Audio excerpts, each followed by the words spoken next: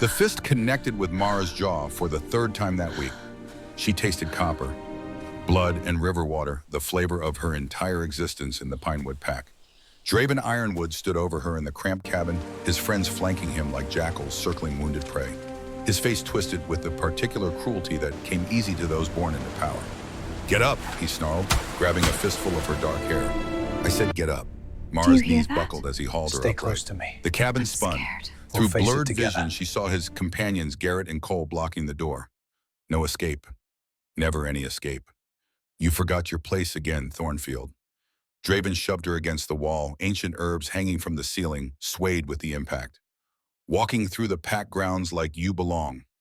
Like you're one of us." She wasn't. Everyone knew it. In a world where the wolf made the person, where the shift defined your worth, Mara Thornfield was an anomaly. 22 years old and still completely devastatingly human. "I was just getting supplies," she managed, her voice hoarse. "From the quartermaster." "Supplies?" Draven laughed, the sound sharp as broken glass. "You mean the scraps we leave you, the charity that keeps you alive?" His hand shot out again. This time Mara saw it coming. She turned her face and his palm caught her cheekbone instead of her nose. Small victories. She'd learned to count them over the years. The bruise would bloom purple by morning. It would join the others. But Draven wasn't finished. He never was. He leaned close, his breath hot against her ear. "You know what you are, Mara. You're nothing. A genetic dead end. A wolfless stain on this pack. My father should have driven you out years ago." Cole laughed from the doorway. Garrett joined in. Mara said nothing. Words were weapons she couldn't afford. Not against the future Alpha. Not against the son of Thaddeus Ironwood, the man who ruled Pinewood with an iron fist and colder mercy. Instead, she did what she always did. She endured. Draven stepped back, finally wiping his hands on his jeans like touching her had soiled him. "Next time I see you in the pack grounds, it'll be worse. Understand?" She nodded, one small dip of her chin. "Good." He turned to leave, then paused. "Oh, and Mara. The quartermaster forgot your rations again this week. Funny how that keeps happening." The door slammed behind them. Their laughter echoed through the forest as they disappeared into the darkness. Mara waited until the sound faded completely. Then and only then did she let herself slide down the wall to the floor. Her hands shook. Not from fear, from rage. From the burning, helpless fury of a girl who'd spent her entire life being told she was less than nothing. But she didn't cry. Crying was a luxury she'd abandoned at 16 the day her grandmother, Rose, died and left her truly alone in a pack that would never accept her. Instead, Mara pushed herself up. She crossed to the cracked mirror hanging by the door and studied her reflection. Dark eyes too large in a thin face. Pale skin that would never carry the healthy glow of wolfkind. Hair the color of wet earth falling in tangled waves past her shoulders. Unremarkable, breakable, human. She touched the fresh bruise forming on her cheek. It hurt, but pain was an old friend. Pain meant she was still alive, still fighting in her own quiet way. Through the single window of her cabin, storm clouds gathered on the horizon. The air tasted of lightning and rain. A big storm, the kind that turned Blackwood River into a raging monster. Perfect. Mara grabbed her oilskin cloak from its peg and her foraging basket from the table. If Draven wanted to starve her by cutting her rations, she'd do what she always did. She'd survive on her own terms. The forest needed her tonight anyway. The storm would bring the rare herbs to the surface. Bloodleaf and moonpetal, the plants that only bloomed in violence. The ones that could heal wounds no ordinary medicine touched. She stepped out into the gathering dark, leaving the cabin and its ghost behind. What Mara didn't know, what she couldn't possibly know, was that this storm would change everything. That in saving a life, she would upend her own. That the river was bringing her a king. The Pinewood Pack territory sprawled across 3,000 acres of dense woodland and rocky hills. At its heart sat the pack house, a sprawling lodge where the strong lived in comfort and the weak knew their place. Mara's place was 3 miles from that warmth.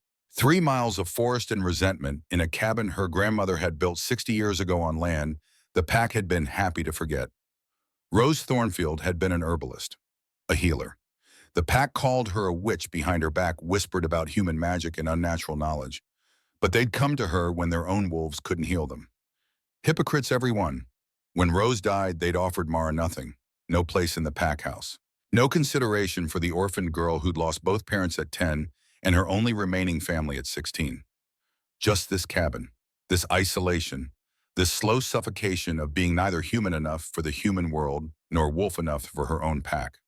Mara had learned to wear it like armor. She moved through the forest now, with practiced silence, her boots finding paths only she remembered.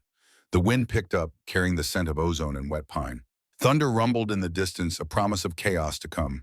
Good. Chaos was honest. It didn't pretend to be anything other than what it was. The trees thinned as she approached Blackwood River. Even from 100 yards away, she could hear it. The storm had been building for days, and the river ran high and angry, swollen with mountain runoff and rage. Mara stopped at the tree line, studying the churning water. This was dangerous, stupid even. Stupid. The banks were slick with mud, and one wrong step would send her tumbling into water that could break bones and steal breath. But the bloodleaf would be there, growing in the churned soil where the water had torn away the topsoil. And moon petal, that luminescent flower that only appeared when lightning struck near water, would bloom along the rocks. She needed them. Not for herself, but for old Miriam the Omega, who lived on the pack's eastern border and suffered from joint pain the pack healers couldn't touch. Mara had been treating her quietly for months, bringing herbs in the dead of night when no one would see. Small rebellions, small kindnesses, the only power she had. Mara started down the embankment, gripping exposed roots for balance. The rain began in earnest now, fat drops that quickly became a downpour. Lightning split the sky, and for one brilliant second, the whole world turned white. That's when she saw it. At first, it was just a dark mass caught in the debris near the far bank. A log, maybe? A fallen tree. But then it moved, and Mara's breath caught in her throat. Not a log. A wolf, the largest wolf she'd ever seen. It was trapped, one massive back leg tangled in a snarl of branches and river detritus. Its head lifted once, a movement of pure agonizing effort, before falling back into the water. Mara's mind screamed at her to turn around, to run, to get as far from this creature as possible. Every pack law, every survival instinct she possessed told her the same thing: never approach a strange wolf. Rogues were dangerous, exiled for a reason. And this wolf, this enormous black-furred beast, was clearly not from Pinewood. It was too large, too powerful. It would kill her if she got close. But even as these thoughts raced through her mind, Mara was already moving, already scrambling along the riverbank, searching for a way across. Because that wolf was dying. She could see it in the weak movement of its ribs, the way its head kept slipping under the water. Minutes, maybe. It had minutes. And Mara Thornfield, the worthless, wolfless girl, had spent her entire life being told she didn't matter. Maybe just this once she could prove them wrong by mattering to someone. Even if that someone was a dying rogue who would never know her name. She found a thick branch wedged between rocks and used it to anchor herself as she plunged into the freezing water. The current hit her like a physical blow, trying to drag her downstream. Her legs went numb instantly. The river wanted her dead almost as much as her pack did, but Mara had been fighting her whole life. She wasn't about to stop now. She half swam, half crawled toward the trapped wolf, using the debris pile as a handhold. The water was chest deep here, and every wave threatened to pull her under. The wolf saw her coming, its head lifted again, and even through the rain and darkness, she saw its eyes. Electric blue, blazing with intelligence and pain and something else, something almost human. It snarled, a deep rattling sound that vibrated through the water. "I'm trying to help," Mara shouted over the storm. Her voice was lost in the thunder, but she kept talking anyway. "Just hold still, and I'll get you out." The wolf's jaws snapped inches from her face. She flinched but didn't retreat. "Listen, you giant idiot. Either let me help or we both drown. Your choice." Maybe it was shock. Maybe it was exhaustion, but the wolf stopped fighting her and went limp in the water. Mara worked frantically at the branches trapping its leg. The wood was slick and stubborn, and her fingers were so numb she could barely feel them. Blood from the wolf's wounds turned the water dark. These weren't accident wounds, these were claw marks. Deep parallel gashes along the wolf's flank. A puncture wound on its shoulder that looked suspiciously like it had been made by an arrow. This wolf hadn't fallen into the river. It had been fighting, fleeing, dying. With a desperate heave, Mara snapped the final branch. The wolf came free with a surge of motion that nearly sent them both tumbling downstream. But somehow, impossibly, the creature began to swim. Weak, labored movements, but enough. Mara grabbed a fistful of thick black fur and held on. They hit the muddy bank in a tangle of limbs and exhaustion. Mara coughed up river water, her whole body shaking violently. The wolf collapsed beside her, its massive chest heaving with shallow breaths. For a long moment, they just lay there in the mud and rain. Two broken things that should have drowned. But they hadn't. Mara turned her head to look at the wolf. Up close, it was even more enormous than she'd thought. Its shoulder came up to her chest and its paws were the size of dinner plates. The fur where it wasn't matted with blood was the deep black of a moonless night. Beautiful, terrifying, and dying. "Don't you dare die on me now," she whispered. "Not after all that." The wolf's eye cracked open. That electric blue gaze fixed on her with an intensity that made her breath catch. Then it closed again. Mara looked at her cabin a quarter-mile up the hill. She looked at the wolf, which had to weigh 250 pounds at least. She looked at her own scraped and bleeding hands. "You're going to be the death of me," she muttered. But she couldn't leave it. Wouldn't leave it. Whether that made her compassionate or catastrophically stupid, she didn't know. Mara found a thick piece of canvas she'd used for hauling firewood abandoned near the riverbank. Getting the wolf onto it was the hardest thing she'd ever done. The creature was pure dead weight, all muscle and mass and unconscious bulk. She slipped in the mud, fell twice, cried once from sheer frustration. But finally she got the wolf positioned on the canvas. She tied a rope around her waist and began to pull. Every step was agony. Her back screamed, her arms burned. The mud sucked at her boots, and the rain turned everything to sliding chaos. But Mara Thornfield had spent 22 years enduring. She knew how to suffer, how to push past pain and exhaustion and the voice in her head that screamed at her to stop. So she pulled. Step by agonizing step, she dragged the dying wolf up the hill toward her cabin. It took 2 hours. 2 hours of slipping and falling and sobbing in the mud. 2 hours of muscles screaming and lungs burning. 2 hours of the kind of effort that should have been impossible for someone her size. But as Mara's grandmother used to say, the human heart was capable of remarkable things when it decided to care. By the time she reached the cabin, the storm had lessened to a steady cold drizzle. Mara stood at her door, panting, shaking, covered head to toe in mud and blood that wasn't hers. The wolf was too big to fit through the door. She'd known that before she started, but hope was a persistent poison. Instead, she dragged the canvas around to the side of the cabin, where an old cellar entrance lay hidden beneath overgrown ivy and a heavy wooden trapdoor. Her grandmother's root cellar, the one place the pack didn't know existed. The perfect hiding place for a secret that could get her killed. Mara heaved open the trapdoor and stared down into the darkness. A wooden ladder descended into the earth, into a space that smelled of damp soil and dried herbs. Getting the wolf down there was another nightmare. She ended up half sliding, half lowering the canvas, nearly breaking her own neck in the process. But finally, the wolf lay on the dirt floor of the cellar. Still breathing, still alive. Barely. Mara climbed down after it, lighting a tallow candle that cast flickering shadows on the stone walls. In the dim light, she could finally see the full extent of the damage. The claw marks were deep and vicious. The arrow wound had festered the flesh around it, turning a sickly purple. Silver. That wound had been made by a silver-tipped arrow, and silver was poison to wolves.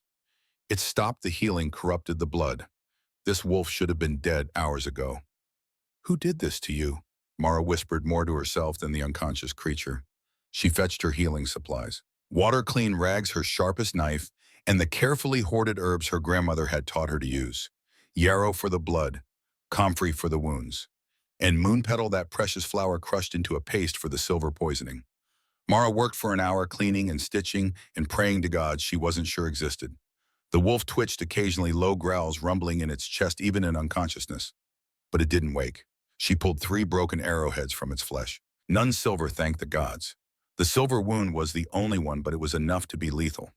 Mara crushed the moon petal with willow bark and made a thick green paste. She slathered it onto the festering wound, and the wolf's whole body convulsed. "Shh," she soothed her hand, automatically stroking the massive head. "I know it hurts, but it'll help. I promise it'll help." The words were automatic, instinctive. The same ones she'd used on injured animals as a child when her grandmother had taught her that all living things deserve compassion, even the ones that could kill you. Finally, when she'd done all she could, Mara sat back on her heels. The wolf was bandaged, the worst of the bleeding stopped. She'd stitched the deep gashes as best she could with her grandmother's gut thread and steady hands. Now it was up to the wolf's own body, its own strength. Mara covered the creature with every old blanket she owned, though they looked like postage stamps on its enormous frame. She stood there for a moment, studying it in the candlelight. Magnificent. Even wounded and unconscious, it was a creature of power, of majesty. Whatever this wolf was, it was no ordinary rogue. Exhaustion finally caught up with her. Mara climbed out of the cellar, secured the trapdoor, and stumbled into her cabin. She stripped off her mud-caked clothes and collapsed onto her small cot without bothering to clean herself properly.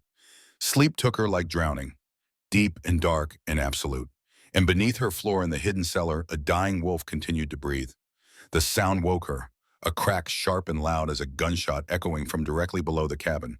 Mara sat up, her heart hammering. Pale morning light filtered through the window. The storm had passed, leaving the world washed clean and eerily quiet. Another crack, like a thick branch breaking, but there were no trees in the cellar. Then came a groan, deep-pained and unmistakably human.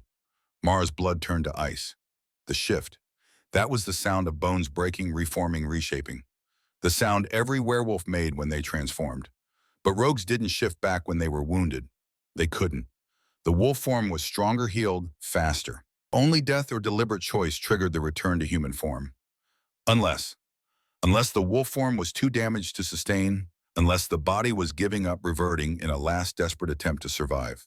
Mara grabbed the nearest weapon she could find, a cast-iron skillet, and crept to the cellar entrance in her cabin's main room. This door was a false front disguised as part of the floor, but it led to the same underground space. She pressed her ear to the wood and listened. "Damned silver," a voice growled from below. Male, deep, raw with pain and fury. "I'll kill you, Silas. I'll kill you all." A man's voice, speaking coherently, threatening vengeance. This was no mindless rogue. Mara's hand trembled on the door handle. Every instinct screamed at her to leave it closed, to pretend she hadn't heard, to run. But she'd pulled this creature from death. She'd spent hours saving its life. She couldn't just abandon it now. Taking a deep breath, Mara unbarred the door and slowly pulled it open. "Hello," she called down into the darkness. Her voice was steadier than she felt. "Can you hear me?" The cursing stopped. Silence, heavy and predatory, filled the space. "Who's there?" the man demanded. Not a question, a command. The voice carried an edge of authority that made every hair on Mara's neck stand up. "I own this cabin," she said, keeping her tone firm, despite the fear coursing through her. "You're in my cellar. You were a wolf. I pulled you from the river." More silence. Then carefully, "You saved me. Against my better judgment, yes." Mara grabbed a candle from her table, lit it, and started down the steps. The skillet stayed firmly in her other hand. The man was propped against the far wall, wrapped in her blankets. The flickering candlelight revealed him in pieces. Broad shoulders, a lean, muscular torso crisscrossed with fresh stitches and bandages. Arms corded with strength, and a face that looked like it had been carved from stone by an artist who valued power over beauty.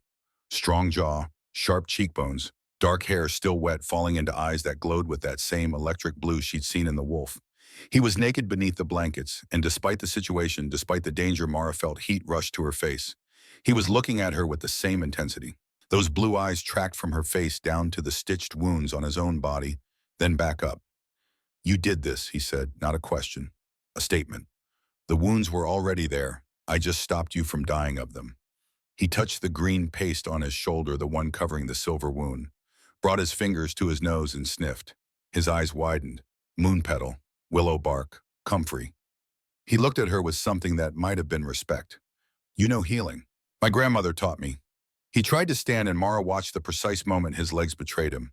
The man was strong, clearly powerful, but the silver poisoning had him in its grip. He slumped back against the wall, breathing hard. The sheer frustration on his face would have been almost comical if the situation weren't so dire. "Who are you?" Mara asked, gripping the skillet tighter. "What pack sent you here?" "I'm not—" he started, then stopped. His gaze sharpened on her, and she felt the weight of his attention like a physical thing. "What pack is this? What territory?" "Pinewood. Alpha Thaddeus Ironwood rules here." Something flickered in his eyes. Recognition, and beneath it, calculation. "And you are Mara Thornfield." He studied her for a long moment. She could see him taking in her worn clothes, her thin frame, the bruise Draven had left on her cheek the night before. "You're wolfless," he said quietly. It wasn't a question, but she answered anyway. "Yes. And they treat you like less than Omega." "They treat me like I don't exist." The words came out harsher than she'd intended. "Which is usually a blessing, except when the future Alpha decides he needs to remind me of my place. But that's not your problem. You need to tell me who you are and what you were doing in Blackwood River with silver in your shoulder." The man tried to push himself up again, managed to get to one knee this time before his strength gave out. He stayed there, breathing heavily, clearly furious at his own weakness. My name, he said slowly, is Ronan. He paused as if expecting recognition. Mara just stared at him blankly. Just Ronan, she prompted. A ghost of a smile touched his lips there, and gone so fast she might have imagined it.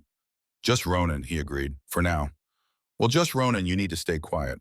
If the pack finds you, if they find a strange werewolf in my cellar, they'll kill you. And they'll kill me for helping you. His eyes darkened. Your pack, from what I can scent on you, already treats you with cruelty. The lack of a wolf shouldn't condemn you to abuse. In their world, it does. Mara set the candle down on a shelf. The strong rule.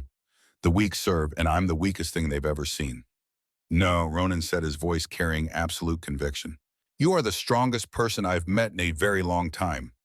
The words hit Mara like a physical blow. She actually took a step back. You don't know me. I know you pulled a dying wolf 3 times your size from a river that should have drowned you both. I know you spent hours saving a stranger who could have killed you the moment he woke. I know. He gestured to his naked state. You need to find me clothes because this is getting awkward. Despite everything, despite the danger and fear and impossibility of the situation, Mara laughed. A short, startled sound that felt foreign in her throat. I'll see what I can find, she said. Her father's old clothes were still in a cedar chest upstairs. She'd never been able to make herself throw them away, even after 12 years. Now she was glad. She dropped a pair of trousers and a rough spun tunic down into the cellar without descending the stairs again. They'll be small, she warned. They'll do. She turned away, giving him privacy. Heard the rustle of fabric, a grunt of pain as he moved. You can look now. Mara descended the steps again. The clothes were as predicted, far too small. The trousers ended mid-calf on his tall frame, and the tunic strained across his shoulders like it might split at the seams. But he was covered. That was something. He'd managed to stand this time, though he swayed slightly. One hand braced against the wall for balance.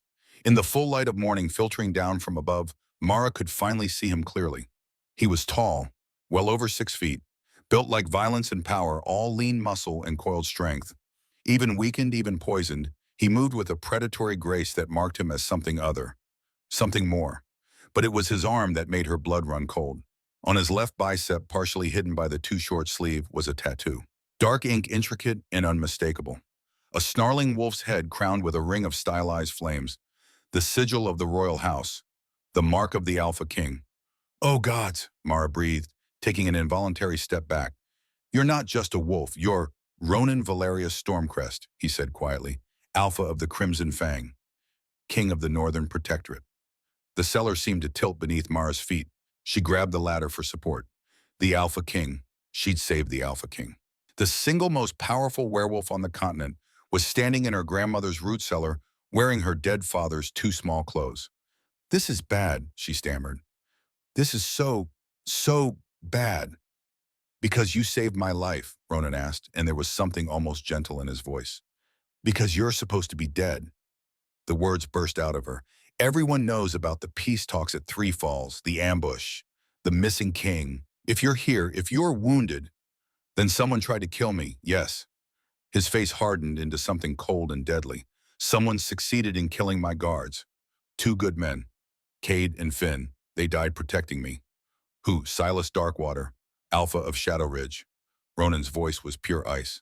He called for peace talks at Three Falls. Neutral ground. I went in good faith with only 2 guards.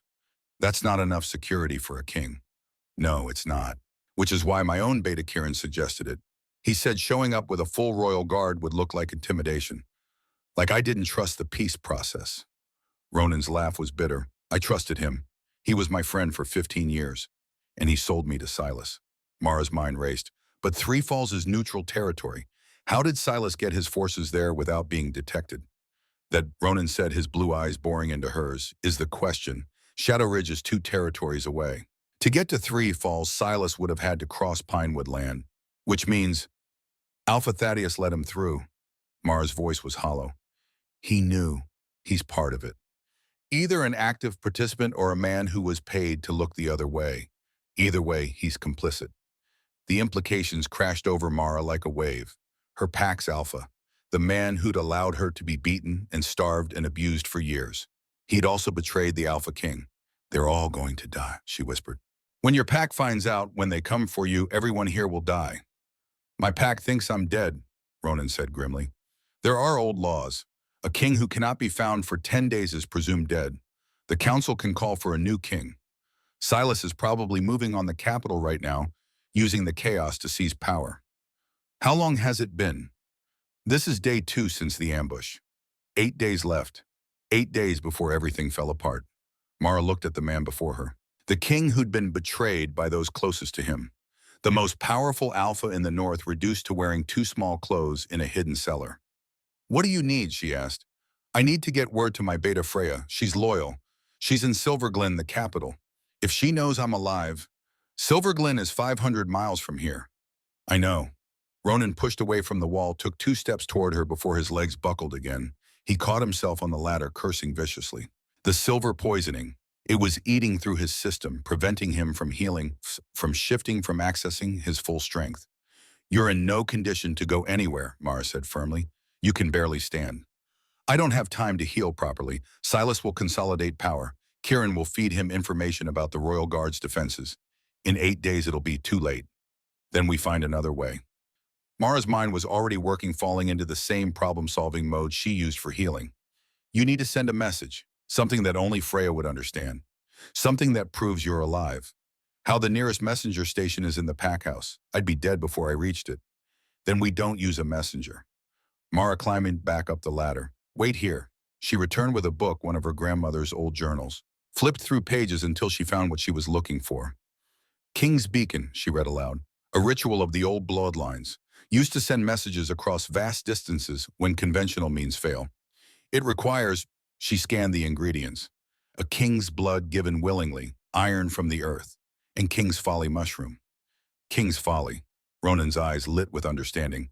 The parasitic fungus that grows on rotted oak. It grows in the old marshland about 2 miles north of here, in the hollow marsh. Can you get it?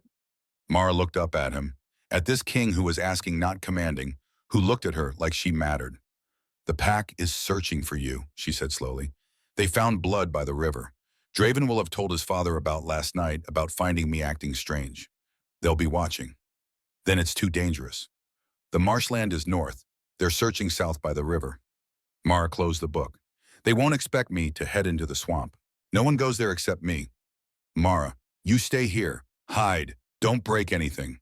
She grabbed her foraging basket. And for the love of everything holy, if someone comes, don't try to defend me. You're too weak and you're too important to die for someone like me. Someone like you. Ronan moved faster than she'd thought possible. One moment he was by the ladder, the next he was in front of her, his hand gentle but firm on her wrist. You are the woman who saved the AlphaKing's life. You are the only person in this God's forsaken territory who showed me compassion. There is no one more important to protect than you. Mara stared up at him. He was so close she could see the flecks of silver in his blue eyes, could feel the heat radiating from his skin. You're mine to protect now, he said quietly. Whether you want to be or not, you pulled me from death. That creates a bond. Despite everything, the danger, the impossibility, the sheer insanity of the situation, Mara found herself smiling. I'll get your mushroom, Your Majesty. Try not to collapse while I'm gone. She was halfway up the ladder when his voice stopped her. Mara, she looked back. Be careful, he said quietly. Please. Something in his tone made her chest ache, made her believe just for a moment that someone actually cared whether she came back. Always am, she replied. And then she was gone, slipping out into the forest with her basket and her secrets, leaving a king hidden in the darkness below. Neither of them knew that the pack was already closing in, that Draven Ironwood was tracking her, even now, suspicion and malice burning in his cruel heart, that everything was about to explode. But Mara moved through the trees like a ghost, silent and unseen, and allowed herself a moment of something that felt dangerously close to hope. For the first time in her life, someone had called her important, and the world would burn before she'd let them down. The hollow marsh was a place the pack avoided. 2 miles of treacherous wetland where the ground shifted beneath your feet and the water hid sinkholes that could swallow a wolf whole. The trees grew twisted and strange here, their roots exposed like broken bones, their branches reaching toward the sky like desperate fingers. It was also where the rarest plants grew, the ones that needed darkness and decay to thrive. Mara moved through the marsh with practiced caution, testing each step before committing her weight. Her boots squelched in the mud, and the morning mist clung to her like a second skin. Behind her, the forest proper had given way to this waterlogged wasteland, Ahead, somewhere in the gray light, filtering through the canopy, grew the king's folly mushroom. She just had to reach it before the pack found her. Back in the cellar, Ronan waited. 8 days. That's all they had before the council declared him dead, and everything he'd built collapsed into chaos. 8 days to get a message to Freya to rally the royal guard to expose the conspiracy. 8 days to save a kingdom. And Mara, the worthless, wolfless girl, was the only one who could help him. The absurdity of it would have made her laugh if the stakes weren't so terrifyingly high. She spotted the oak grove ahead, the ancient trees half submerged in standing water. Their trunks were thick with rot, perfect hosts for the parasitic fungus that only grew in these conditions. King's Folly, named for the mad king who'd consumed it seeking visions and had instead found only death. But in the right hands prepared correctly, it became something else. A conduit for power, a way to bridge impossible distances. Mara waded into the water, feeling the cold seep through her boots. The first oak tree she checked yielded nothing. The second showed promise, a cluster of pale mushrooms clinging to the rot, but they were the wrong variety. The third tree held her prize. Growing in a spiral pattern up the trunk, each cap the size of her palm, and colored like old bruises, was King's Folly. Mara carefully cut them free with her knife, placing each one gently in her basket. That's when she heard the voices. Can't be far. Tracks lead this way. You sure looks like she's just foraging again. She was acting strange last night, jumpy, hiding something. Mara's blood turned to ice. She recognized those voices, pack enforcers, and they were close, too close. She pressed herself against the oak tree, barely breathing. Through the mist, she could make out shapes moving between the trees. 4 of them, maybe 5. Thaddeus wants her watched, one of them continued. Says she might know something about the rogue sent by the river. She's just a wolfless girl. What would she know? Exactly what I said. But the Alpha's been acting strange too, ever since those Shadow Ridge wolves came through 2 weeks ago. Mara's ears sharpened. Shadow Ridge. That was Silas's pack. Keep your voice down, another enforcer hissed. You know we're not supposed to talk about that. Why not? We all saw them. Whole battalion crossing our territory like they owned it. And Thaddeus just let them pass. He had his reasons. Yeah. Well, those reasons better be good, because if the King's Council finds out we harbored an enemy force, the King's dead. Everyone knows it. A pause, then quieter. Maybe. Or maybe someone just wants us to think that. The voices faded as the enforcers moved deeper into the marsh, heading away from her position. Mara waited 5 full minutes, counting her heartbeats before she dared to move. She had what she needed. Time to go. But as she turned to leave, movement caught her eye. On a fallen log 20 feet away, partially hidden by undergrowth, sat a radio. One of the enforcers must have set it down and forgotten it. It crackled with static. Then a voice cut through, clear and cold. Ironwood, report. Thaddeus's voice came next, tense and strained. The girl hasn't been found yet. My men are searching. Find her. If she's hiding the king, I want them both dead before nightfall. That was a different voice. One Mara didn't recognize, but the accent was distinctive. Shadow Ridge. Silas. The king is weak, Thaddeus replied. If he's even alive. The silver. I don't pay you for excuses. Thaddeus, I pay you for results. Silas's voice dripped with contempt. Or do I need to remind you what happens if the council learns about your little secret, about the half-breed bastard you've been hiding for 16 years? Silence. When Thaddeus spoke again, his voice was hollow. You don't need to remind me. Good, because if this goes wrong, if the king survives, your son, Corwin, won't be the only thing you lose. I'll make sure your entire bloodline is erased, starting with that useless pup Draven. Draven is my heir. Draven is a liability who can't keep his mouth shut. In fact, a pause. The sound of movement. Draven, come here. Mara's hands clenched around the basket. She shouldn't be listening. Should run, but her feet were rooted to the mud. Yes, Alpha Silas. That was Draven's voice. Eager, obedient. Your father tells me you've been watching the Thornfield girl. I have. She's hiding something. I know she is. Then perhaps you should lead the search party. Show your worth. I will. I'll find her, and when I do... The transmission cut off, just static, then nothing. Mara didn't wait to hear more. She grabbed the basket and ran. The marsh tried to slow her. Mud sucked at her boots. Water splashed with each frantic step. Behind her, she heard shouts. The enforcers had heard her. But Mara knew this marsh, had been coming here since she was a child, following her grandmother on herb-gathering expeditions. She knew which logs were solid and which would collapse. Which paths led to stable ground and which ended in sinkholes?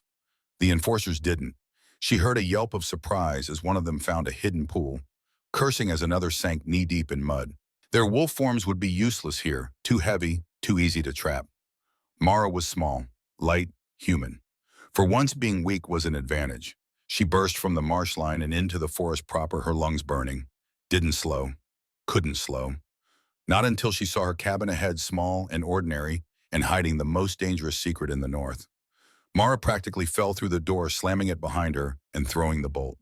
She stood there panting, clutching the basket to her chest. "You're back." Ronan's voice came from the cellar entrance. He'd managed to climb up, was standing in her main room, one hand braced against the wall for support. "I heard running. What happened?" "They're searching for me, and She caught her breath. "I heard Thaddeus, on the radio. He's talking to Silas. They know you might be alive. They want us both dead." Ronan's face hardened into something cold and lethal. "They're moving faster than I thought." "There's more." Mara set the basket down with shaking hands.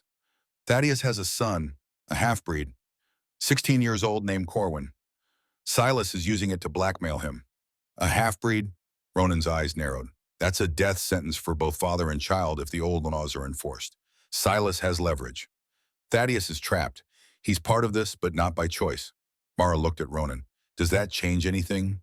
"It explains his compliance, but not his cruelty." Ronan moved to the window, peering out through the gap in the curtains. "He still allowed you to be abused, still harbored enemy forces, still stood by while Silas tried to murder me. Blackmail doesn't erase those sins." "No," Mara agreed quietly. "It doesn't." She opened the basket, revealing the mushrooms. "I got what we need. What do we do now?" Ronan turned from the window. Even weakened, even wearing too small clothes and fighting silver poisoning, he looked every inch a king in that moment. "Now," he said, "we send a message that will shake the foundations of this kingdom." The ritual was simple in theory, complex in execution. Ronan sat at Mara's small table, the king's folly mushrooms arranged before him. In the book's ancient script, the instructions were clear. Blood, iron, fungus, intent. "The beacon needs a carrier," Ronan said, studying the page. "Something alive. Something that can travel vast distances." "I know a peregrine falcon," Mara offered. "She nests in the cliffs to the east. I've been leaving her scraps for years.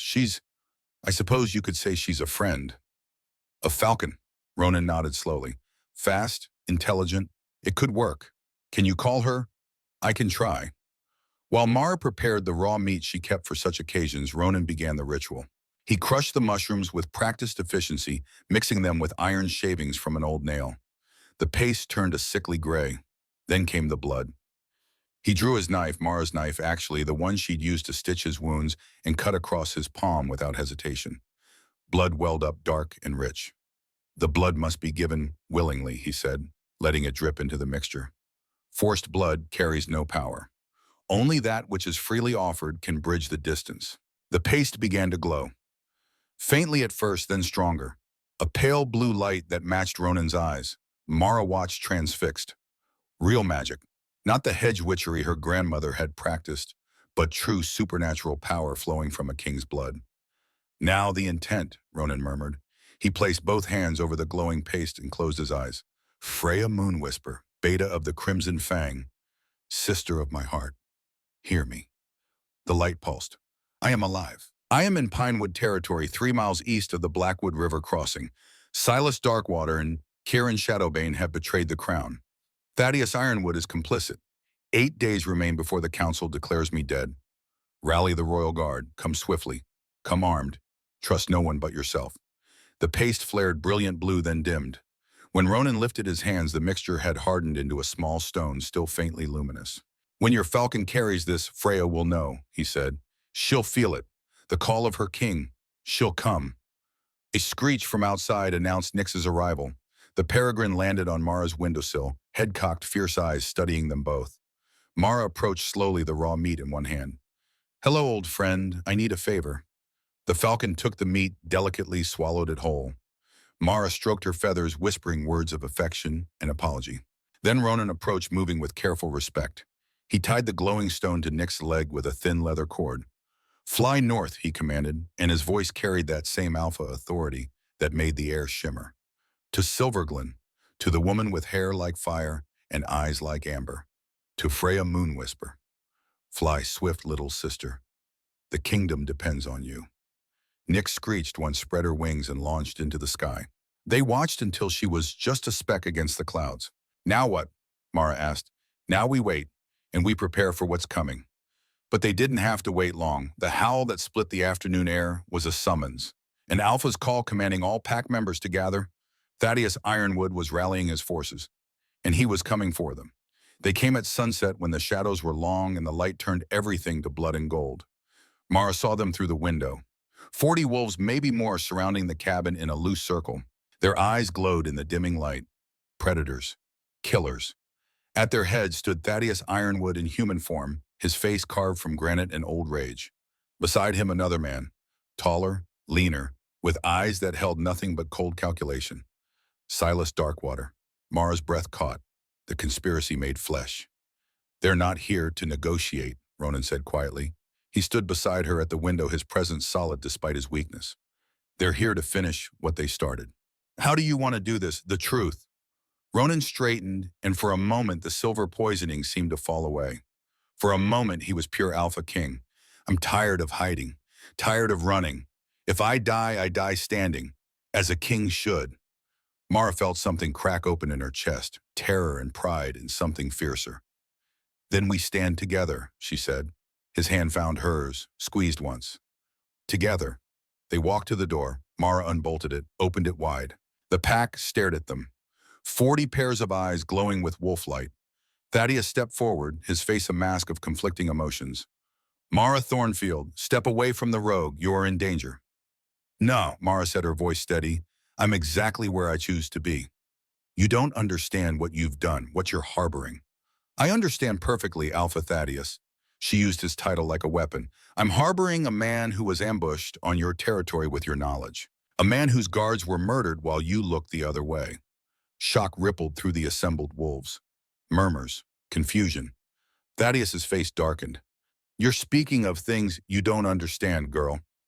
I understand more than you think, Mara shot back. I understand about Shadow Ridge forces crossing Pinewood land 2 weeks ago. I understand about secret arrangements and blood money. I understand betrayal. Silas laughed. The sound was like ice cracking. The wolfless girl has teeth. How amusing. He looked at Ronan. You must be the rogue causing all this trouble. Big for a lone wolf. Got a name? Ronan smiled. It was all edges. I do. Ronan Valerius Stormcrest, Alpha of the Crimson Fang, King of the Northern Protectorate. The silence that followed was absolute. Then chaos. The wolves shifted, restless, uncertain. Some dropped to their knees immediately. Others looked to Thaddeus for guidance. A few clearly, Silas's men began to circle wider. Lies, Silas spat. The king is dead. I made sure. He caught himself. But too late. You made sure. Ronan's voice dropped to a lethal purr. Go on. Tell them. Tell them how you ambushed a peace delegation, how you murdered Cade and Finn, how you shot me with silver and left me to drown. Proof, Thaddeus demanded, but his voice shook. Show us proof of your claim. Ronan pushed up his left sleeve. The tattoo blazed in the dying light. The crowned wolf.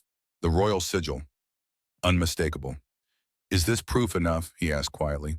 Or shall I recite the private words spoken at your oath ceremony 15 years ago, Thaddeus, when you swore fealty to my father and promised to guard the northern borders with your life? Thaddeus went white. You knew, someone in the pack whispered. You knew he was here. I was protecting you, Thaddeus started. All of you, Silas promised. I promised that if you cooperated, your secret would remain buried, Silas interrupted smoothly. But it seems you've failed to uphold your end of our bargain, Thaddeus. The king lives, the girl lives. This is unfortunate. He gestured and 6 wolves stepped forward. Shadow Ridge enforcers, massive and scarred. Kill them both, Silas commanded, and anyone who tries to interfere. The enforcers lunged. Ronan moved to meet them, but Mara saw the moment his strength failed, saw him stumble, his legs buckling. The silver was still in his system, still poisoning him. He couldn't fight, not like this, but he tried anyway, shifting partially. His hands became claws. His eyes blazed blue fire. He caught the first enforcer and threw it aside with desperate strength. The second one hit him like a battering ram. Ronan went down, hard blood blooming on his bandages, fresh wounds tearing open. No, Mara screamed. She didn't think, didn't plan, just moved. She grabbed the iron skillet from inside the door and brought it down on the wolf's skull with every ounce of strength she possessed. The impact rang like a bell. The wolf yelped and stumbled back. Mara stood over Ronan, the skillet raised, her whole body shaking with adrenaline and terror and fury.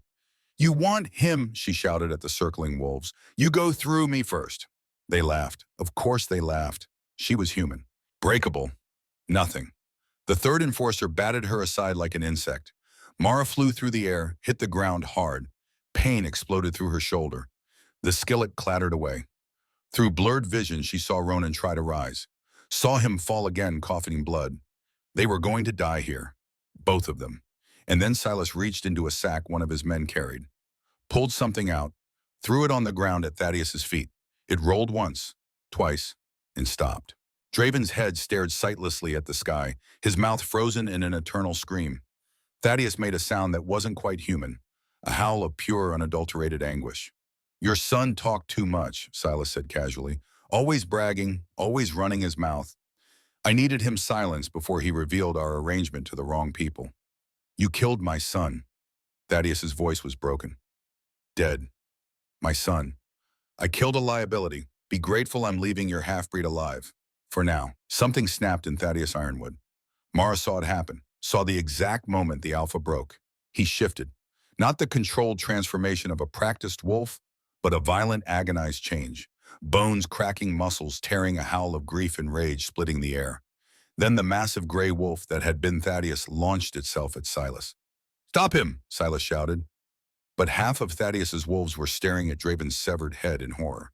The other half were backing away from their alpha's rage. Even Garrett and Cole Draven's former friends stood frozen in shock. Civil war erupted in the clearing. Thaddeus's loyal wolves turned on Silas's enforcers. Families who'd lived side by side for generations suddenly became enemies. The air filled with snarls and screams. And in the middle of it all, Mara crawled to Ronan. He was unconscious now, his breathing shallow. Blood soaked through his clothes. "Don't you dare die on me," she whispered fiercely. "Don't you dare." She didn't know if he heard her, didn't know if he was even still alive. But she curled herself over his body, protecting him with her own fragile frame, and waited for the end. It came from the forest. A howl. Deep, powerful, carrying the unmistakable note of command. Every wolf in the clearing froze. From the tree line they emerged, 30 wolves, each one bearing the crimson mark of the Royal Guard. They moved with military precision, surrounding the clearing, cutting off all escape. And at their head, in human form, walked a woman. She was tall and lean, with hair the color of flame pulled back in a severe braid. Scars crossed her arms and neck, badges of 100 battles. Her eyes, amber, like honey wine, swept the scene with cold assessment. When she spoke, her voice carried the weight of absolute authority. "By order of Ronan Valerius Stormcrest, Alpha King of the Northern Protectorate, I command you to stand down." Freya Moonwhisper had arrived, and she looked ready to burn the world. The Royal Guard moved with brutal efficiency. Within minutes, every Shadow Ridge wolf was on their knees, silver chains binding their wrists. Thaddeus's wolves stood uncertain, caught between loyalty and terror. Freya strode through the carnage, her boots barely making a sound. She knelt beside Mara, who still curled protectively over Ronan's unconscious form. "You're the girl," Freya said. "Not a question. The one who sent the beacon." "I'm Mara." "He's alive." "Barely," Mara's voice cracked. "The silver poisoning. The wounds. He's been fighting it for days." Freya's face softened fractionally. She placed 2 fingers against Ronan's neck, feeling for a pulse. "Strong heartbeat. Stubborn bastard. Won't die that easily." She looked at Mara. "You saved him." "I pulled him from a river. He's the one who's been fighting to stay alive." "No," Freya's amber eyes bored into her. "You gave him a reason to fight." "There's a difference, it is." She stood barking orders. 2 guards immediately moved to lift Ronan, carefully carrying him toward the cabin. Freya's gaze swept the clearing, landing on Silas. The Shadow Ridge Alpha was on his knees, chains burning his wrists, but his face showed no fear, only calculation. "Silas Darkwater," Freya said, her voice ice. "You are accused of high treason, attempted regicide, and the murder of Royal Guards Cade Ironheart and Finn Nightshade." "How do you plead?" Silas laughed. "This isn't over, Beta. Kieran is already moving on Silverglen. Your precious capital will fall while you waste time here." "Kieran Shadowbane was arrested 4 hours ago," Freya replied calmly. "His rebellion died before it began. Your conspiracy is over." The color drained from Silas's face. "That's impossible. He had support from half the council. Had. Past tense. Freya smiled, and it was a terrible thing. Turns out the council doesn't appreciate being manipulated by traitors. Kieran is in chains awaiting his king's judgment, as are his co-conspirators. She paused. You thought you were so clever, but you forgot one thing. What? The Crimson Fang doesn't break. It bends, it adapts, it survives. Freya drew her blade, silver gleaming in the torchlight. And it always, always protects its king. You can't execute me without trial. I don't need to. Freya looked past him. Your Majesty, you're awake. Ronan stood in the cabin doorway, supported by 2 guards, but standing nonetheless. His face was pale as death, but his eyes burned with that electric blue fire. Silas Darkwater, he said, his voice carrying, despite its weakness. You are guilty. The evidence is written in my blood and the blood of my guards. In the testimony of your own words, in the conspiracy you've orchestrated. The council will demand a formal trial. The council will accept my judgment, as is my right as AlphaKing. Ronan took a step forward. The guards moved with him. You killed Cade. You killed Finn. You tried to destroy everything my family has built for 300 years. And for what power territory? For justice, Silas spat. Your father killed my brother during the territory wars, took our lands, left us with scraps. I'm owed. Your brother challenged my father to single combat over a territorial dispute. He lost. That's not murder. That's law. Ronan's voice was implacable. But what you've done, ambushing a peace delegation, murdering guards under a flag of truce, that's not war. That's cowardice. He nodded to Freya. She moved faster than Mara could track. One moment she was standing beside Silas. The next her silver blade was buried in his heart. Silas's eyes widened. Blood bubbled from his lips. And then he fell lifeless before he hit the ground. The clearing was silent. Ronan turned to Thaddeus, who still knelt beside his son's severed head. The old Alpha looked broken. A shell of the man he'd been. Thaddeus Ironwood, Ronan said quietly. Stand. Thaddeus rose slowly, his movements mechanical. His eyes were hollow. You allowed enemy forces to cross your territory. You enabled the ambush that nearly killed me. You stood by while your son abused one of your pack members. These are capital crimes. I know, Thaddeus's voice was barely audible. I know what I've done. Why, boss him? My son, Corwin. Thaddeus's shoulders slumped. He's 16, half-breed, born to a human woman I loved more than my own life. When she died in childbirth, I hid him, raised him in secret. If the council knew, he would be executed, and you would be stripped of your position. Ronan studied him. Silas discovered this. 3 years ago, he's been bleeding me dry ever since, demanding tribute, demanding compliance. I thought if I just gave him what he wanted, he'd leave Corwin alone. Instead, he used you to get to me. I didn't know it would be you, Thaddeus said desperately. I swear on my life I didn't know he was planning to kill the king. I thought it was just another power play, another territory grab. When I realized it was too late. Ronan's voice held no sympathy. And in your desperation to protect one son, you enabled the murder of another. Silas killed Draven because you were no longer useful. Thaddeus flinched like he'd been struck. Your Majesty? Mara's voice surprised everyone, including herself. She stepped forward, every eye turning to her. May I speak? Ronan nodded. Thaddeus Ironwood is guilty, Mara said clearly. He allowed me to be abused for years. He turned a blind eye while his son tortured me for the crime of being born human. He harbored traitors. He enabled murder. Thaddeus closed his eyes, waiting for the final blow. But Mara continued, her voice softening. He was also a father trying to protect his child, a man caught between impossible choices. Draven's death. She looked at the severed head, felt nothing but a distant, cold satisfaction. Draven's death was justice. Cruel justice, but justice nonetheless. He hurt me. He hurt others. His father allowed it because he was too weak to stop him. She took a breath. But Corwin is innocent, a 16-year-old boy who had no part in any of this. If you execute his father, you take away the only family he has left. You make him truly alone, and I know what that feels like. Ronan's gaze sharpened on her. You're asking for mercy. I'm asking for justice that doesn't create more victims. Mara met his eyes. You're the king. You set the precedent. Show them that the law can be wise as well as strong. For a long moment, Ronan said nothing. Then he turned back to Thaddeus. Thaddeus Ironwood, You are guilty of treason, conspiracy, and dereliction of duty. The penalty is death." Thaddeus nodded, accepting it. "However," Ronan continued, "Mara Thornfield has spoken on your behalf, and her words carry weight with me." He paused. "You will be stripped of your wolf. You will be exiled from Pinewood territory. You will live as a human for the remainder of your days, forbidden from ever shifting again." Horror dawned on Thaddeus's face. For a werewolf, losing the wolf was worse than death. "But Ronan said your son Corwin will be taken into my household as a ward of the crown.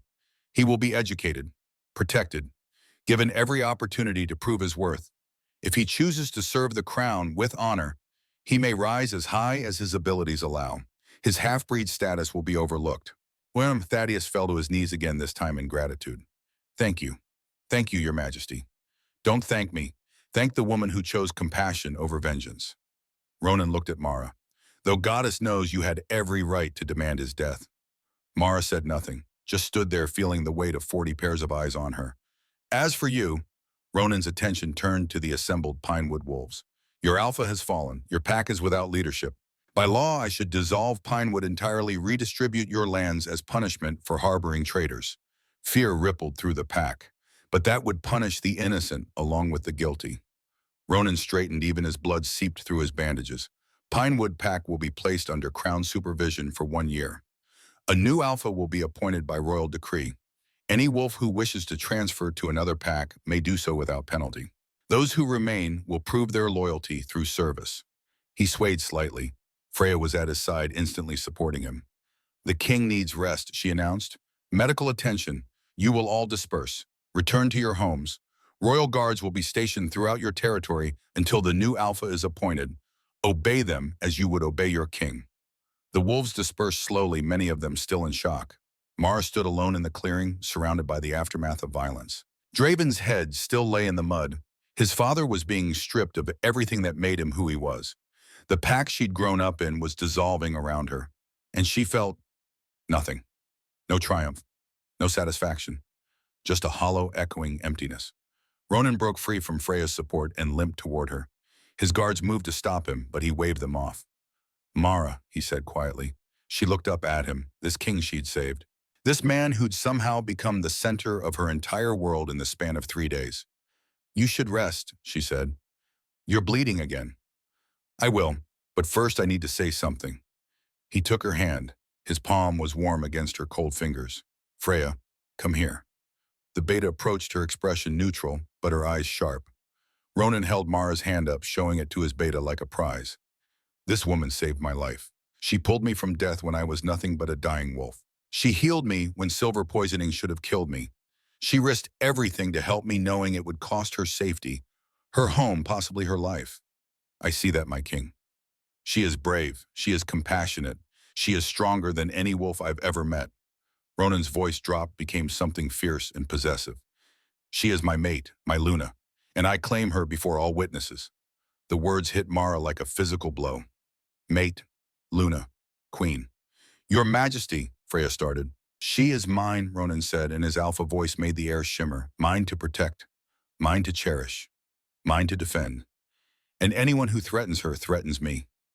His legs finally gave out. He collapsed, and Mara caught him, both of them sinking to the ground in a tangle of limbs. "You idiot," she whispered, cradling his head. "You magnificent idiot." His eyes were already closing, the last of his strength finally spent. But he smiled. "Had to make sure they knew. I know." "I know." Tears blurred her vision. She didn't know why she was crying. Fear.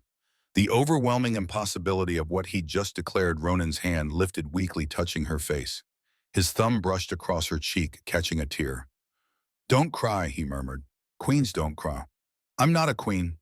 "You are, mine." And then he was unconscious again, his body finally surrendering to the poison and the wounds and the sheer force of will that had kept him standing this long. Mara's tears fell on his face, on his wounds, and where they touched him, something impossible happened. The tears began to glow, soft golden light like sunlight through honey. The wounds beneath them started to close, flesh knitting back together at a speed that defied nature. Freya gasped. "By the goddess." Mara stared at her own hands, at the golden light emanating from her palms. "What's happening?" "You're healing him." Freya knelt beside them, her eyes wide with wonder. "True healing. Not medicine, not herbs. Power. I don't have power. I'm human. I'm wolfless. No, Freya reached out, turned Mara's hand over to reveal the glowing palm. You're not wolfless. You're something else. Something ancient. She looked up, meeting Mara's shocked gaze. You're a healer. The bloodline everyone thought was extinct. It runs in you. The golden light pulsed once more, then faded. Ronan's breathing deepened, became stronger. The color was already returning to his face. Mara sat there holding the unconscious king, while her entire understanding of herself crumbled and rebuilt into something new. She wasn't broken, wasn't wrong, wasn't a genetic dead end. She was something rare, something powerful, something the world had forgotten. I don't understand, she whispered. You will, Freya said gently, but first we need to get you both to safety, the capital, proper healers, protection. She signaled her guards. Prepare the AlphaKing for transport. And someone now find suitable accommodations for, she paused, then smiled slightly, for our future queen. Mara wanted to argue, to protest that this was all happening too fast, that she wasn't ready, that she was just a girl from a forgotten cabin who'd made one impulsive choice. But Ronan's hand was still wrapped around hers, even in unconsciousness, holding on, claiming her. And somehow, impossibly, that was enough. For now. 2 days passed like a fever dream. Mara barely slept. She stayed at Ronan's side in the royal tent that Freya's guards had erected in the clearing, watching his chest rise and fall, counting each breath like prayer beads. The silver poisoning was still killing him, slowly, methodically. Even her tears, even the golden healing light that had surprised them all, could only slow the corruption spreading through his blood. He needed more than field medicine, more than desperate magic from a girl who didn't understand her own power. He needed the royal healers in Silverglen, but moving him 500 miles in his condition was a risk.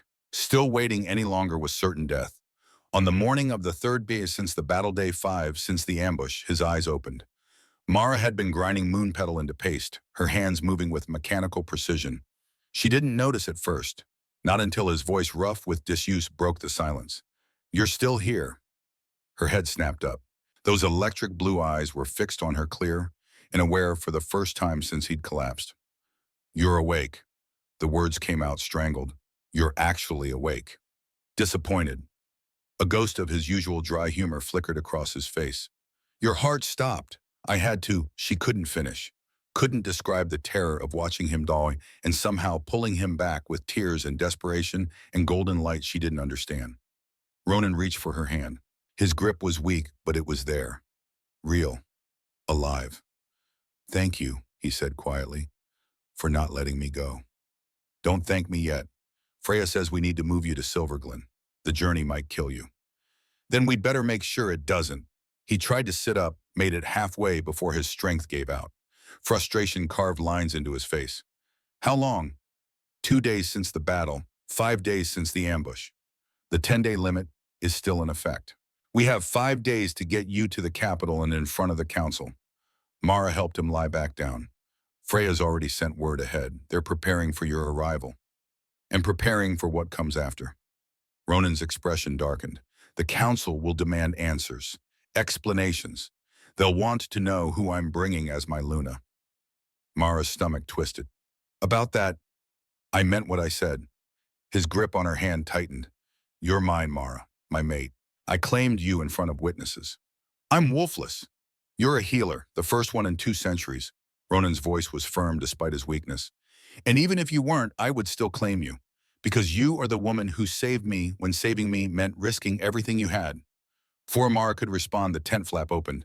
Freya entered, her amber eyes assessing Ronan in one swift glance. You're awake? Good. She moved with military efficiency, checking his pulse, his pupils, the bandages Mara had changed an hour ago. We move at dawn tomorrow. The wagons are prepared and I've arranged for relay teams every 50 miles. We'll have you in Silverglen in 2 days. Will he survive the journey? Mara asked. Freya met her gaze. That depends on him and on you. What do you mean, your healing light? Whatever it is, it's keeping him alive. Freya straightened. The royal healers are preparing for your arrival, but they're also preparing to test you, Mara Thornfield. The council wants proof that you're worthy of standing beside their king. I never asked to stand beside anyone. And yet here you are.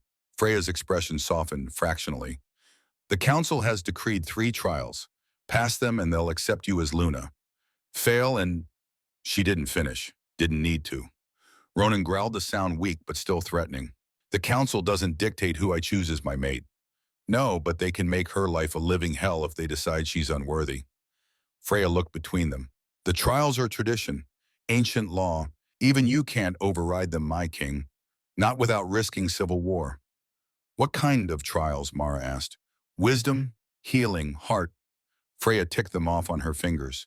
You'll be tested on your ability to lead, to use your power, and to make the hard choices that royalty demands. 3 trials. Pass all 3, and no one can question your right to the throne. Mara looked at Ronan, at the man who'd called her his, who'd claimed her in front of his people, who was dying because he'd been betrayed by those he trusted most. I'll do it, she said. Whatever they want, I'll do it. Because the alternative was walking away. And she'd already proven she wasn't capable of that, not when it came to him. The journey to Silverglen was brutal. They traveled in a specially designed wagon, its interior cushioned with furs and blankets, to absorb the worst of the road's impact. Mara rode with Ronan, her hands glowing with golden light, more often than not fighting to keep the silver poison from spreading. Freya rode beside the wagon, her royal guards surrounding them in tight formation.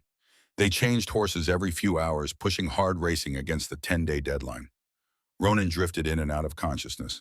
When he was awake, he told her stories. About his childhood, about the weight of the crown, about Cade and Finn, the guards who died protecting him. Cade had a daughter, he said on the second night, his voice barely audible over the wagon's rattle. 6 years old, named Lily. She'll grow up without a father because I trusted the wrong person. That's not your fault. Isn't it? I'm the king. Trust is a luxury I can't afford. But I trusted Kieran, loved him like a brother. His jaw clenched. And he sold me to my enemies for what? Revenge power. Love, Mara said quietly. He lost someone he loved, and he blamed you for it. That doesn't justify what he did. No, but it makes him human. Even wolves are human at their core. We all break differently. Ronan turned his head to look at her. You're very wise for someone so young. I'm 22. Ancient, then. The corner of his mouth quirked up, practically a crone. Despite everything, Mara laughed. It felt strange, foreign, like a language she'd forgotten how to speak. What will you do to him? She asked. To Kieran. I don't know. Ronan closed his eyes. Part of me wants him dead, wants to watch him bleed for what he took from me. But another part, he trailed off, remembers the friend he used to be. Yes. They rode in silence for a while. Then Ronan's hand found hers in the darkness. Whatever happens in Silverglen, he said, whatever the trials demand of you, know that you have a choice. You can walk away, go back to your cabin, live your life free of all this political insanity. Is that what you want? No. His grip tightened. But I won't trap you, won't force you into a life you didn't choose. You've spent enough time being powerless. Mara looked at their joined hands, at the man who'd given her the one thing she'd never had before, the power to choose her own fate. Then I choose this, she said. I choose you, whatever comes next. His eyes opened, blazing with that electric blue fire. You're sure? I pulled you from a river, dragged you up a hill, and spent 5 days keeping you alive. I think we're a little past the point of uncertainty. Ronan laughed. It turned into a cough, blood flecking his lips, but he was smiling. You're going to be a terrifying queen, he said. Good. Someone needs to keep you in line. They reached Silverglen at dusk on day 7 since the ambush. The capital was a sprawling city of stone and steel built into the side of a mountain. At its peak stood the royal palace, a fortress of dark granite and soaring towers that looked like it had grown from the mountain itself. Thousands of wolves lined the streets as they passed. Some cheered, some stared. All of them craned for a glimpse of their returning king, and the wolfless girl who rode at his side. The palace doors opened, and a small army of healers descended on the wagon. Ronan was taken immediately, carried on a stretcher to the royal chambers. Mara tried to follow, but Freya caught her arm. They need space to work, she said gently. And you need rest. A bath. Food. When was the last time you ate? Mara couldn't remember. Time had become a blur of healing light and desperate prayers. Come. Freya led her through corridors of polished stone and ancient tapestries. Your rooms are prepared. My rooms? You're the king's claimed mate. You get the Luna's suite. The Luna's suite was larger than Mara's entire cabin. 3 rooms of luxury she couldn't begin to process. A massive bed, a bathing chamber with a tub big enough to swim in, Windows overlooking the entire city. Servants appeared drawing her bath, laying out clean clothes. They moved with silent efficiency, treating her with a respect she'd never experienced. It was terrifying. Mara scrubbed herself raw in the bath, watching days of dirt and blood swirl down the drain. When she finally emerged wrapped in a robe softer than anything she'd ever touched, one of the servants was waiting with a message. "The king requests your presence, my lady." My lady. Not Mara, not the wolfless girl. My lady.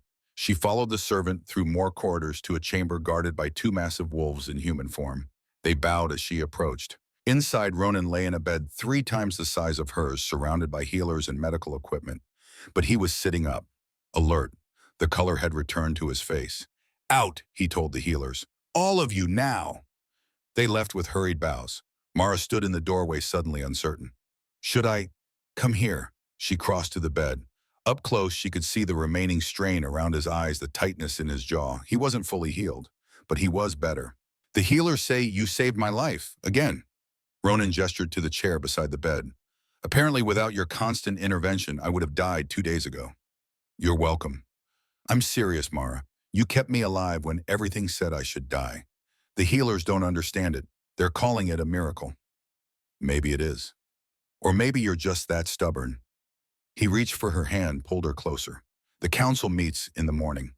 They want to see me, to verify I'm alive and capable of ruling. And me, they want to see you too, to understand what you are, what you can do." His thumb rubbed circles on her palm. "Freya told you about the trials?" "Yes," Ronan met her gaze. "I won't pretend they'll be easy. The council elders are old, rigid. They won't understand a Luna who can't shift." "Then I'll make them understand," Ronan smiled. "There's my terrifying queen." A knock at the door interrupted them. Freya entered without waiting for permission. "My king, my lady, the council has been assembled. They're ready to see you." Now, Mara's stomach dropped. It's nearly midnight. They've been waiting 7 days. They're not interested in convenience. Freya's expression was apologetic. "Can you walk, my king?" Ronan swung his legs over the side of the bed, stood, swayed slightly, but remained upright. "I can walk." "Then let's not keep them waiting." The grand hall was a cavern of stone and shadow, lit by 100 torches that cast dancing light across the vaulted ceiling. At the far end, 12 chairs formed a semicircle on a raised platform. The council. They were ancient, all of them, gray-haired and hard-eyed, representing the 12 great packs of the Northern Protectorate. Each one had ruled their territory for decades.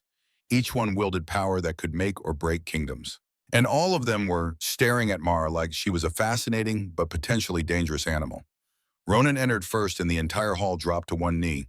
He walked with steady steps to the center of the floor, Mara at his side, Freya behind them. "Rise," he commanded, and his voice carried that alpha authority that made the air shimmer. The council stood. An old man in the center spoke first. His hair was pure white, his face weathered as ancient bark.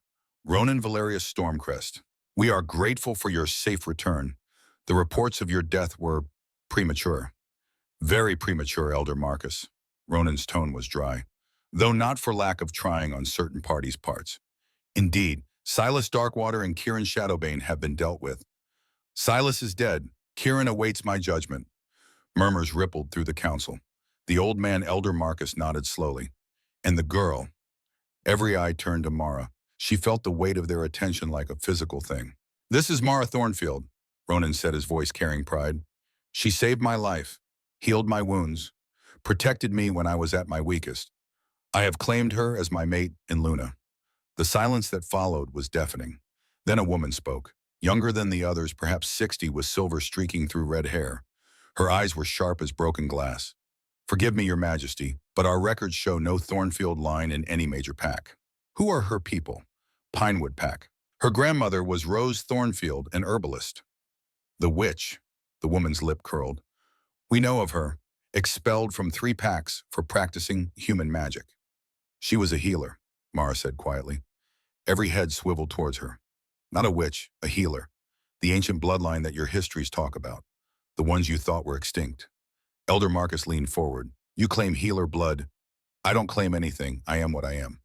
Mara's hands clenched at her sides. "I can heal wounds that normal medicine can't touch. I can draw poison from blood. I kept your king alive when Silver should have killed him.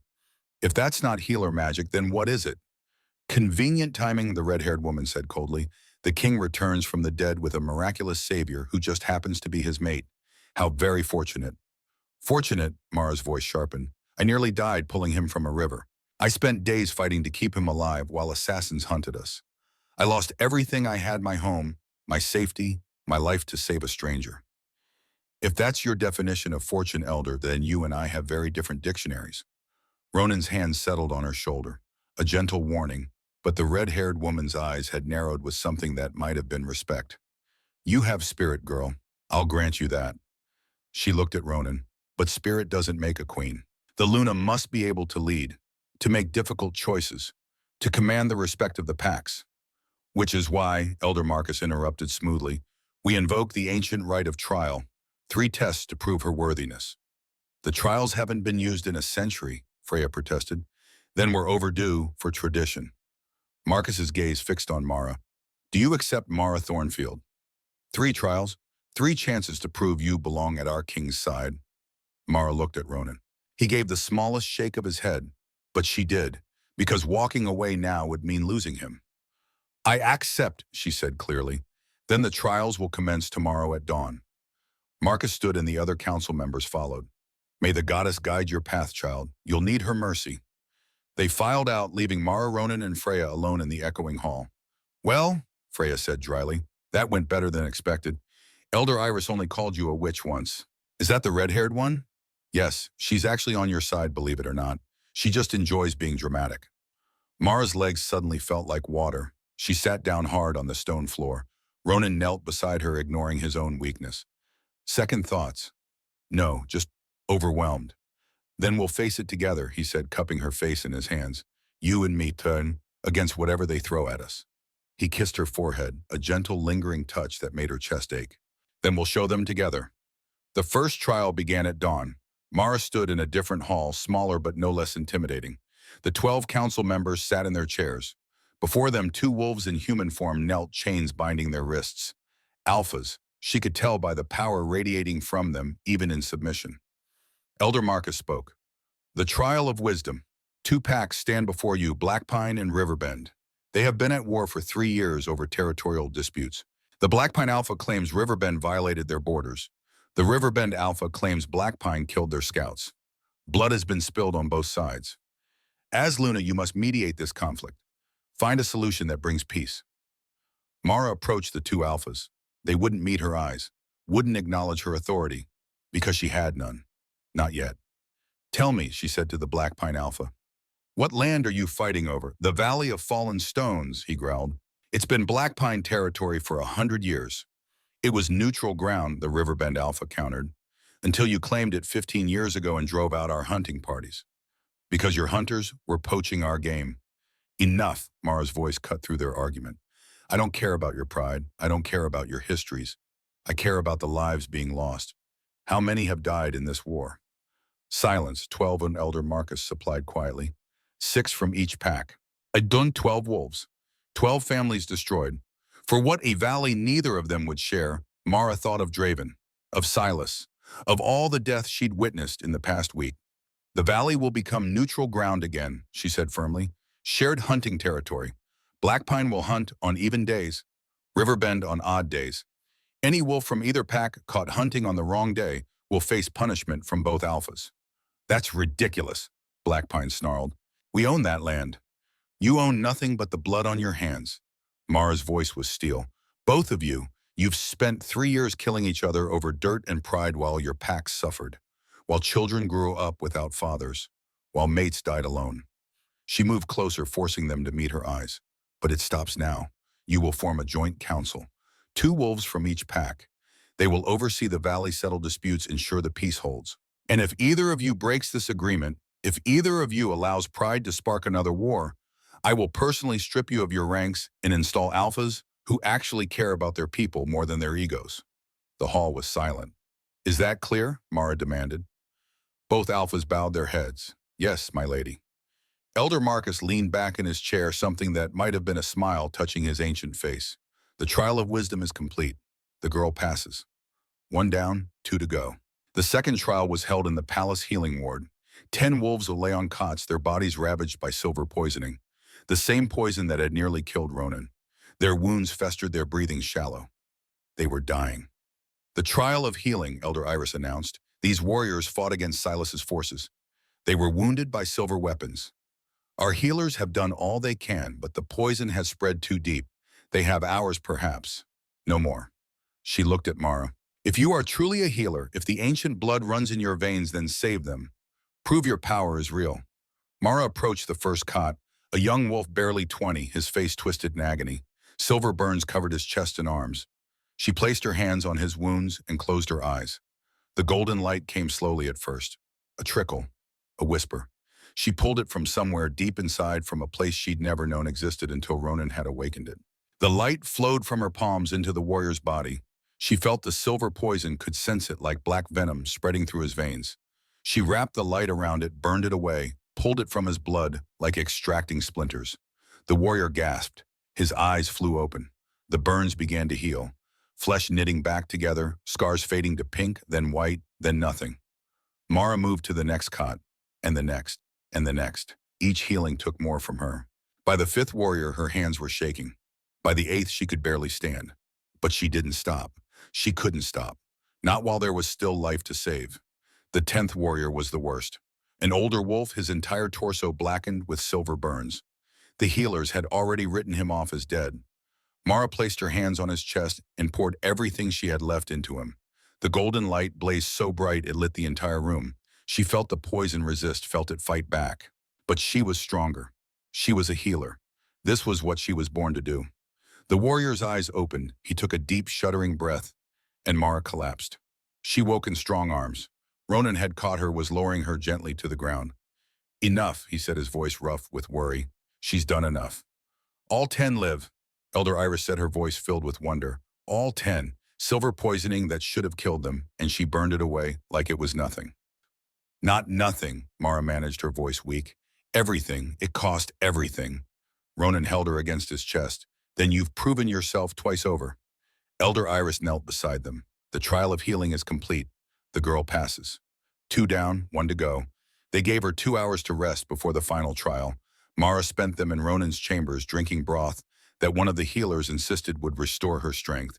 It tasted like hot grass, but she forced it down. The trial of heart is the hardest, Ronan said.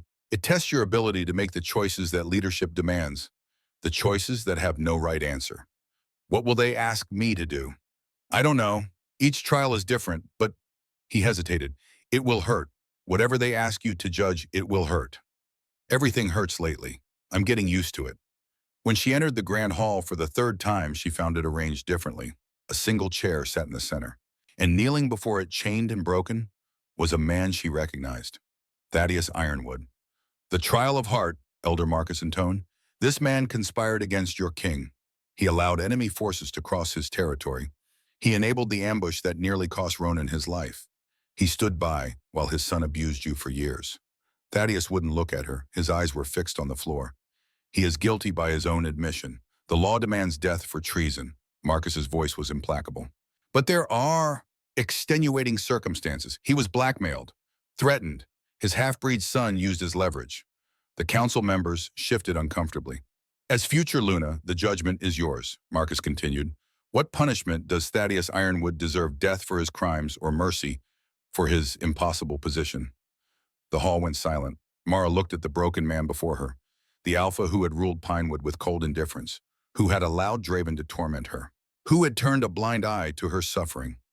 She should want him dead, should demand his execution. It would be justice, but she thought of Corwin, the 16-year-old half-breed boy who'd already lost everything, who would lose his father too if she spoke the word. She thought of Rose, her grandmother, who'd always said that mercy was the hardest choice, the one that required true strength. Thaddeus Ironwood is guilty, Mara said clearly. He enabled treason, he allowed abuse. He made choices that cost lives. Thaddeus closed his eyes, accepting it.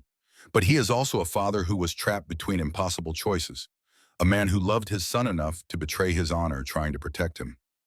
Mara took a breath. Draven's death was justice. Cruel justice delivered by the very man Thaddeus tried to serve. That is punishment enough for a father. She stepped closer to the kneeling alpha. Thaddeus Ironwood, I sentence you to exile. You will be stripped of your wolf as the king has decreed. You will live as a human for the remainder of your days, but you will also serve the crown as an advisor on half-breed integration.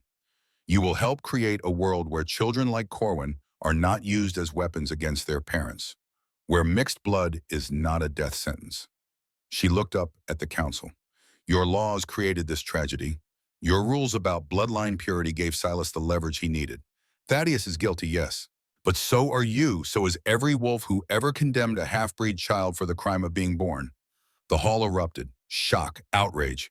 Elder Iris looked furious. Elder Marcus's expression was unreadable. The girl speaks treason. The girl speaks truth. Ronan's voice cut through the chaos. He'd enter the hall without anyone noticing, was striding toward Mara with purpose. And as your king, I support her judgment. Completely. He stood beside her, a united front. Thaddeus Ironwood will serve as my advisor. His son Corwin will be raised in the palace, educated, and given every opportunity to prove his worth. And any council member who objects can take it up with me personally. Silence.